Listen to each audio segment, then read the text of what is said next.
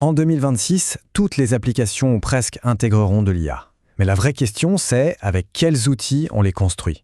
Alors, on va voir ensemble un guide très concret pour bâtir une stack technique qui soit stable, efficace et surtout prête pour ce qui arrive. Mais avant de se jeter sur la liste des outils, il y a une philosophie à avoir en tête, c'est super important.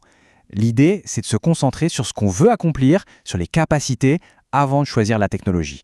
C'est la seule façon de ne pas se noyer dans la complexité et d'aller droit au but. Et ça nous amène à l'approche AI First. Chaque outil qu'on va voir a été choisi pour une raison simple. Il est pensé pour un monde où l'IA est la priorité. Ce n'est plus une petite fonction qu'on ajoute à la fin, non. Ici, l'IA est le point de départ de tout. Et le résultat, c'est qu'on développe plus vite et de manière beaucoup plus puissante. Alors, voilà le programme. On va décortiquer 6 domaines clés. On commence par les fondations, l'infrastructure, puis on montera jusqu'au déploiement de l'application. C'est vraiment une feuille de route complète pour tout construire de A à Z. Allez, c'est parti, on attaque avec les fondations. Le socle sur lequel tout va reposer, l'infrastructure. Ce sont vraiment les technologies de base pour quasiment n'importe quel projet d'IA. Et le premier choix, il est crucial, la base de données. Ici, il n'y a pas vraiment de débat. Le SQL, et en particulier Postgres, est le grand gagnant. Pourquoi ? Tout simplement parce que les grands modèles de langage, les LLM, comprennent et interagissent beaucoup mieux avec le SQL. C'est devenu le standard de fait pour les agents IA. Donc voilà notre trio de base pour une bonne infrastructure. Postgres pour la base de données, on vient de voir pourquoi. Ensuite, Redis pour le cache, parce que sa rapidité est juste imbattable pour l'accès aux données. Et enfin, N8N. Ça, c'est génial pour prototyper.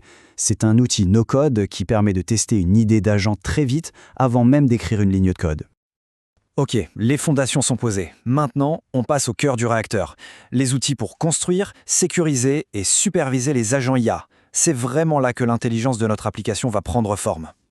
Pour construire le cerveau de l'agent, Pydantic AI trouve un super équilibre entre simplicité d'utilisation et contrôle total. Si on a besoin de faire collaborer plusieurs agents, LangGraph est parfait pour les orchestrer. Côté sécurité, Arcade est là pour gérer les autorisations, un point absolument critique. Et enfin, LangFuse, ça, c'est pour tout superviser. Et j'insiste vraiment là-dessus. L'observabilité, ce n'est pas une option, c'est une obligation.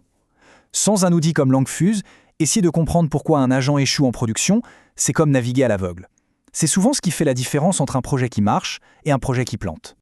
Un agent, c'est bien, mais s'il n'a pas accès à de l'information, il ne sert pas à grand-chose. C'est là qu'interviennent les pipelines de données et surtout la technique du RAG pour Retrieval Augmented Generation. Pour faire simple, c'est ce qui va donner de la connaissance à nos agents. Alors, comment ça marche ? D'abord, on extrait les données, avec Docklink pour les fichiers complexes, comme les PDF, et Crawl4AI pour le web. Ensuite, on stocke tout ça.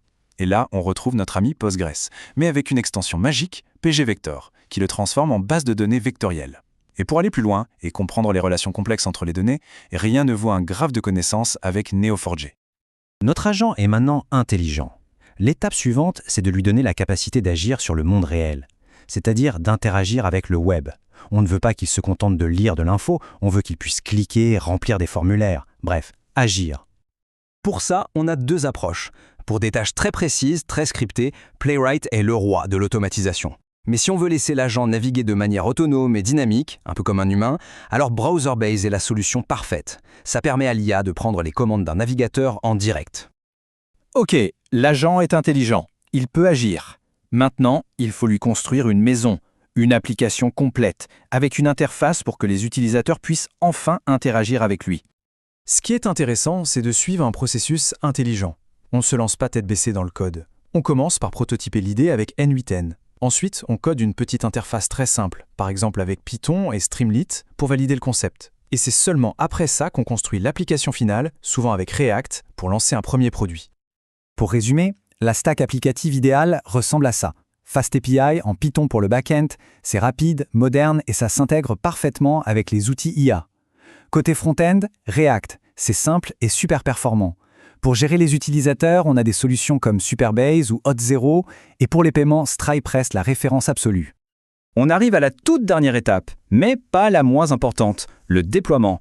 C'est le moment de vérité, où on fait passer l'application de son ordinateur au monde entier, de manière fiable et, si possible, totalement automatisée. Pour déployer facilement, Render est une plateforme géniale. Si on a besoin de gros calculs sur GPU, RunPod offre le meilleur rapport qualité-prix. Bien sûr, tout est empaqueté dans des containers avec Docker, c'est le standard. L'automatisation se fait avec GitHub Actions. Et même pour la qualité du code, on a des outils IA comme CodeRabbit qui font des revues de code incroyables. S'il y a un chiffre à retenir de tout ça, c'est celui-là. 100%. C'est le pourcentage d'applications qui devraient utiliser Docker. C'est non négociable. Ça garantit que si votre app fonctionne sur votre machine, elle fonctionnera partout. C'est la fin de la fameuse phrase « Bah, pourtant, ça marche sur mon ordi ». Bon, pour conclure, si on devait résumer les idées fortes, ce serait ça.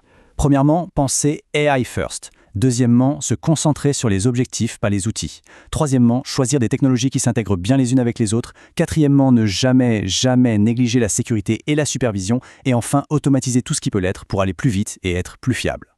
Au final, toute cette stack technologique n'est qu'un moyen, un ensemble d'outils.